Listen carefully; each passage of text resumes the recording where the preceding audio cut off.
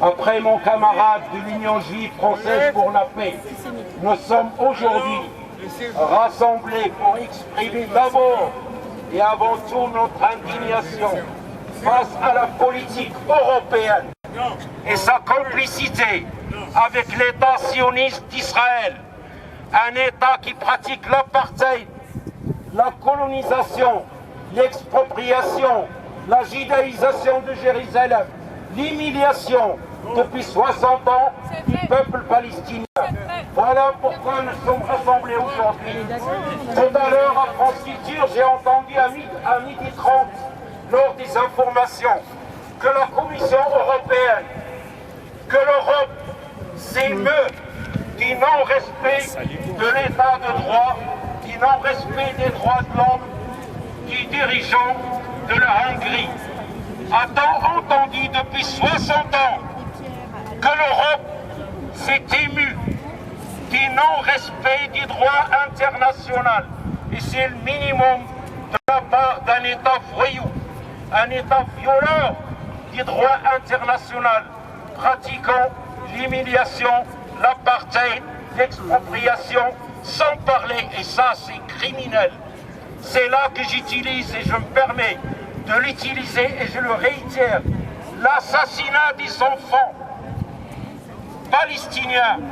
Il faut se rappeler qu'en 2008, en plein fête de Noël, plus de 300 enfants palestiniens ont été assassinés lors de l'opération appelée Plan d'Irsi. Lors de cette opération, Tzipi, cette bonne femme, a dit: nous avons su montrer que nous sommes capables de péter les plans. Tout à l'heure, mon camarade Jean-Claude a parlé de M. Stéphane Hessel. C'est un juste parmi les justes, un résistant pour la liberté, un défenseur des droits internationaux depuis aussi plus de 60 ans. Qu'est-ce qu'on a entendu lors de son décès? Juste après sa mort, on a entendu le CRIF, le président du CRIF, vomir son venin sur ce juste homme. On a entendu la Ligue de défense juive, cette organisation terroriste, utiliser des mots que je n'ose même pas utiliser ici. Et qu'est-ce qu'on a entendu auparavant? On a même émis le doute, ces organisations, sur la judaïté de M. Stéphane Hessel. Rappelez-vous aussi, M. Charles Anderlin, qu'est-ce qu'on a entendu à son propos, alors qu'il a fait que son devoir de journaliste en parlant de l'assassinat d'un enfant par l'armée de l'État criminel, terroriste, d'apartheid. Cet enfant est mort dans les bras de son père. Aujourd'hui, se permettant de critiquer le non-respect du droit international par cet État voyou et criminel sans se faire taxer d'antisémite, se permettant de dire que nous sommes pour la justice, pour la liberté et pour l'égalité, et que le droit, y compris le droit international, est indivisible. C'est pourquoi, il y a à peine 2 ans, et nous continuons encore à dénoncer la boucherie des criminels Bachar el-Assad contre son peuple en Syrie. Nous avons dénoncé tous les dictateurs et nous continuons à les dénoncer. Ça va du dictateur Ben Ali qui a dégagé, Moubarak il a dégagé, les autres ont dégagé. Nous avons soutenu les intifadas du peuple marocain contre son oligarque. Nous avons soutenu l'intifada du peuple égyptien, bahreïni, yéménite. C'est pourquoi nous disons que pour nous, la justice doit être égale pour tous. C'est pas parce qu'il s'agit du peuple palestinien, mais pour nous, c'est une question de principe.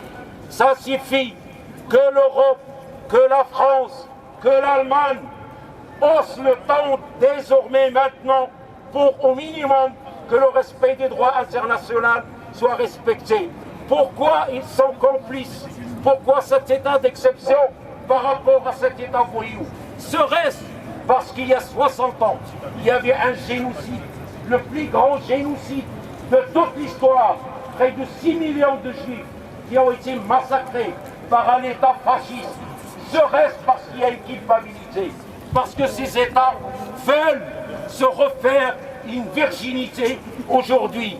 Je ne compare pas les États aujourd'hui avec les États nazis et fascistes d'hier. Mais néanmoins, nous nous interrogeons pourquoi tant de complicité, tant de silence, tant de trucs par rapport à cet État.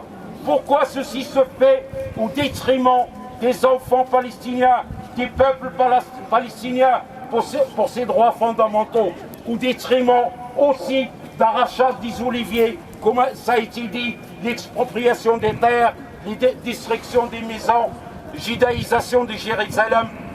Ne serait-ce qu'on est en train ou en présence de pratiques, j'ose aujourd'hui utiliser le mot de génocide social, d'épuration ethnique à l'encontre du peuple palestinien. Voilà, merci. Nous sommes, je le répète, pour la justice, pour l'égalité et la liberté et le droit international des droits de l'homme est pour nous indivisible. Merci.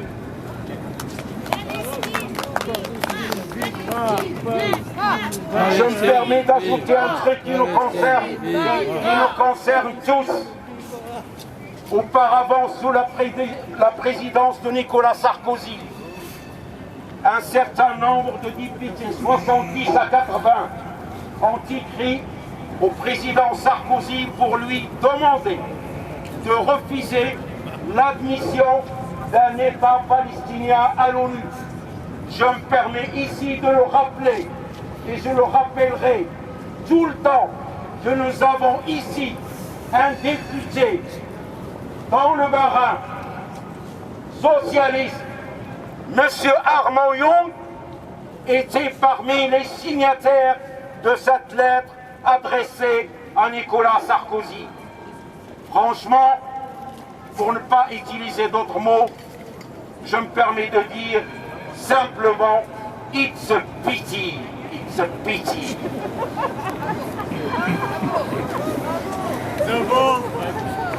Palestine vivra, Palestine vaincra, Palestine vivra, Palestine vaincra, Palestine vivra, Palestine vaincra, Palestine vivra, Palestine vaincra, Palestine vivra, Palestine vaincra.